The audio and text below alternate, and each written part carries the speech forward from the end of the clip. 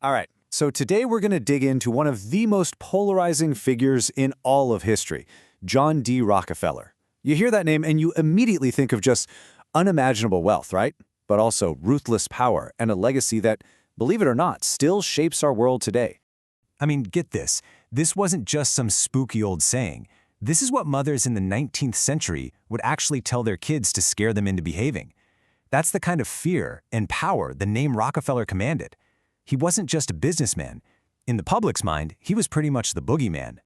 So what's the real story here? Was he this brilliant, self-made man who built a global empire and literally fueled a nation's progress? Or was he a commercial tyrant who just crushed anyone and everyone that got in his way? In this explainer, we're just going to lay out the facts, and then you can decide for yourself. To really get the Rockefeller empire, you have to go all the way back to the beginning. And this is not a story of inherited wealth, not at all. This is the story of a boy from a poor family who actually had to drop out of high school, completely driven by this incredible ambition to escape poverty for good. Now, what's so wild about this is the speed. I mean, think about it. At just 16, he's learning the books as an accountant's apprentice. 4 years later, by 20, he's running his own business. And then, at just 23, he makes this huge leap into an industry that nobody really understood yet, oil. This wasn't just luck. This was pure, raw ambition and a phenomenal mind for numbers. And this right here, this is where you see his genius really kick in. While everybody else was going crazy in the black gold rush, drilling wells and just hoping to strike it rich, he saw a much, much smarter play. He figured the real money, the safe money, wasn't in finding the oil. It was in controlling what happened to it after it came out of the ground. He chose certainty over a gamble.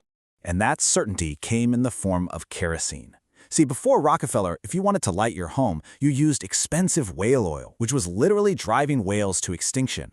The early versions of kerosene were super dangerous. They'd often explode. So what did Rockefeller do? He perfected a standardized, safe version. He wasn't just selling a product. He was selling light and safety to millions of American families. And, kind of by accident, he ended up saving the whales.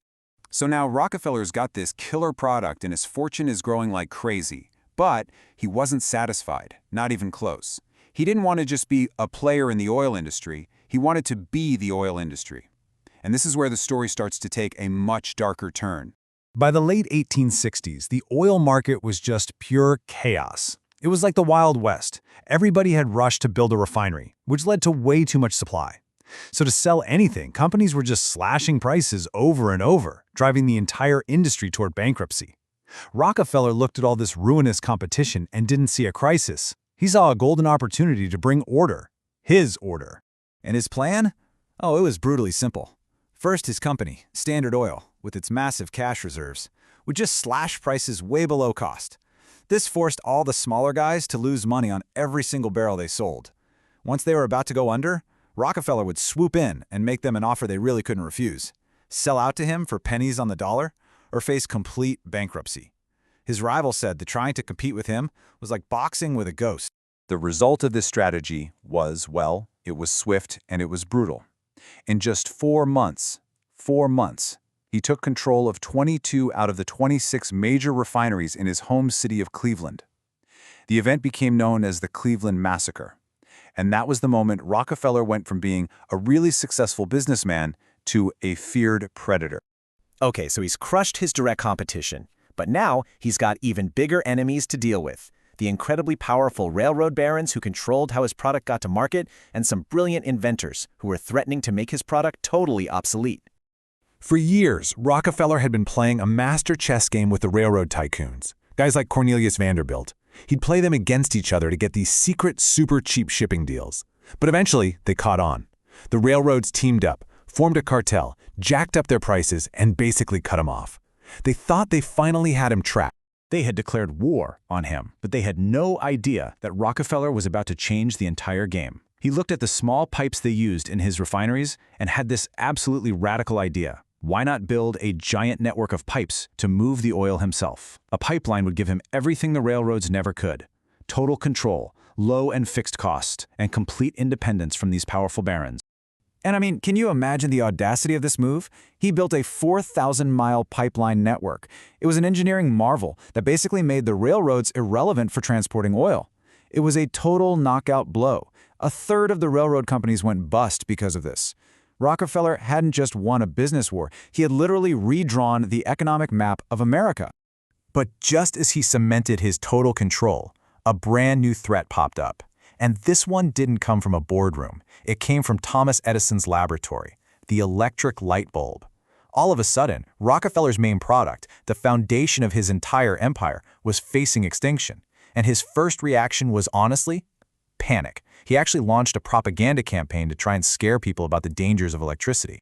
But then, just when it seemed like the lights were going out on his empire, fate and a completely different invention stepped in. For years, the refining process created this useless, smelly byproduct called gasoline. They literally just dumped it into rivers. But then, along comes the internal combustion engine. Suddenly, this garbage waste product becomes the most valuable commodity on the planet. The automobile had just saved Rockefeller's entire empire. So by the turn of the century, you could argue that Rockefeller was the most powerful man in America, period. And his company, Standard Oil, was practically a government unto itself. But that kind of unchecked power was about to lead him into his greatest fight yet, a full-on showdown with the United States government. And then along comes President Theodore Roosevelt. They called him the Trust Buster. And Roosevelt saw these massive monopolies like Standard Oil as a genuine threat to the country. And he made it his mission to break them up. The government filed this huge lawsuit against Standard Oil, and the whole fight went all the way to the Supreme Court. The Supreme Court's decision in 1911 was a huge deal. They declared Standard Oil an illegal monopoly and ordered it to be broken up into 34 smaller, separate, competing companies. It really looked like the end of the line for the Rockefeller empire. The Trust Buster had won. Or so it seemed.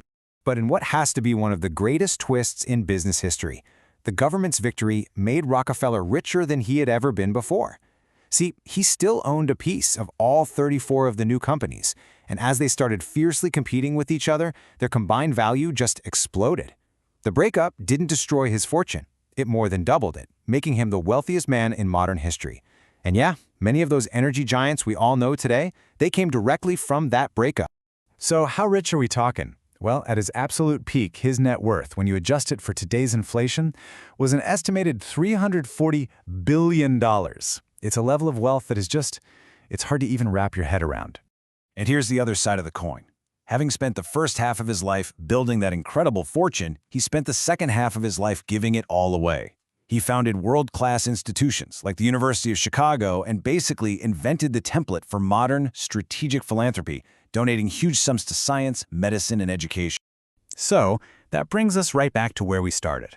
Was Rockefeller a hero of capitalism, a man whose ambition literally fueled a nation's growth? Or was he a villain, whose story is a timeless warning about what happens when corporate power goes completely unchecked?